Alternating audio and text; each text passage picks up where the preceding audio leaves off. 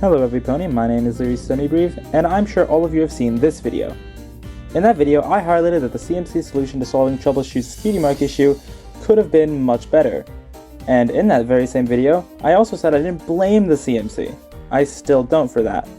Although, during my rewatch of the show, I noticed that their solution to many of their problems may have long-term consequences. In this video, I will be going more in depth on their very limited foresight and the mistakes they made as a result.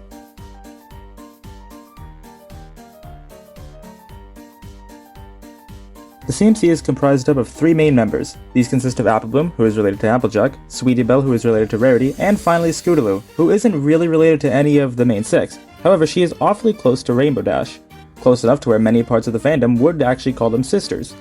CMC stands for Cutie Mark Crusaders. They coined the name because in Call of the Cutie they made the connection that all of them were searching for their cutie marks. And thus, the CMC was born! The three were rather prevalent in earlier seasons, with Applebloom's likely influenced curiosity of friendship paired with her being a hard worker, Sweetie Belle's creative thinking and love for all sorts of arts, most likely coming from spending a lot of time around Rarity. Both personalities paired well with Scootaloo's often rambunctious nature, inspired from Rainbow Dash. Now, before I continue, I know at least one pony is gonna say it, but no, I'm not going to be touching on the subject of Babseed or any other characters that were indicted into the CMC in this video. With that being said, these are our cast of characters. Let's talk about their first act.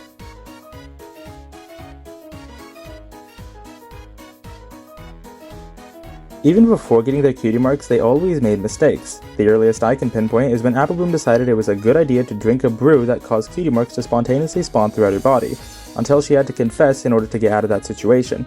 Another earlier example is their idea to use Twilight to essentially get more popular around their school.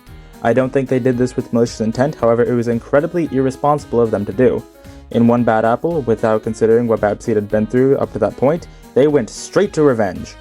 And their plan can have some potentially deadly consequences, since, you know, it's a giant pumpkin going off of a cliff.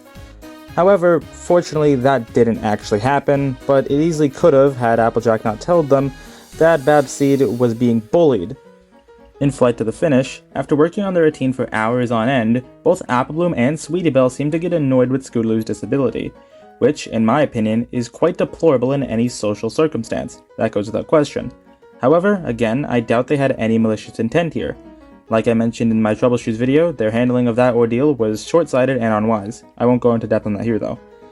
But I think their biggest example of their irresponsibility is in Growing Up is Hard to Do, where they decide it's a good idea to use a spell to disguise themselves as adult ponies. Now, of course, when we were kids, I'm sure we all thought of dressing up as the tall guy. Some of you listening might have even done it. So you may not think this is that bad, but the reason I say it is because the CMC's, more accurately Applebloom's relationship with Sakura, who was very clear about the potential dangers of her brews and spells as a whole, so the fact that they decide to ignore that warning and go with their plan anyway, and even sing a song about it, I think really highlights their irresponsibility.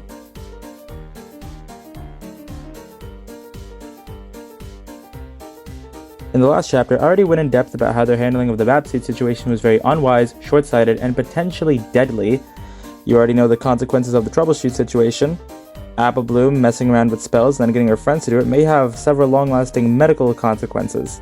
I don't exactly know how spells work in Equestria, but I'm willing to bet you're only supposed to take what you need and not whatever medication you want.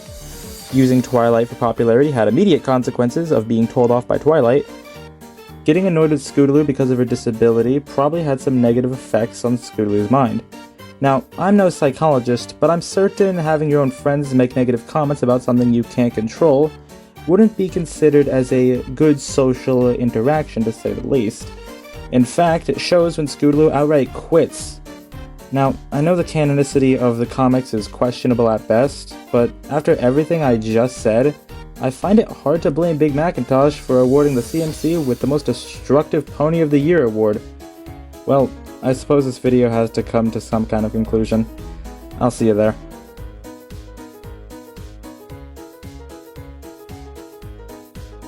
So, after extensive research, I've come to the conclusion that this show is right when it says growing up is hard to do.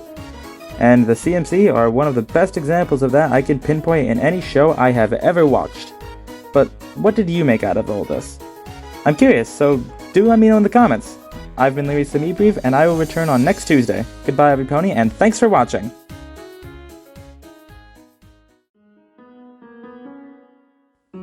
Hello everypony, Leary and Post here. Before this video ends, I wanted to give a huge thank you to the members of My Little Pony General, who have been a massive inspiration to me for the show itself and as well as content on this channel. In fact, most of the ideas I get on for this channel come from them. So, yes, go join the server. It's a really good server. I'm pretty active in it. You can talk to me. You can talk to a bunch of awesome people. Anyway, I gotta go. Leary out.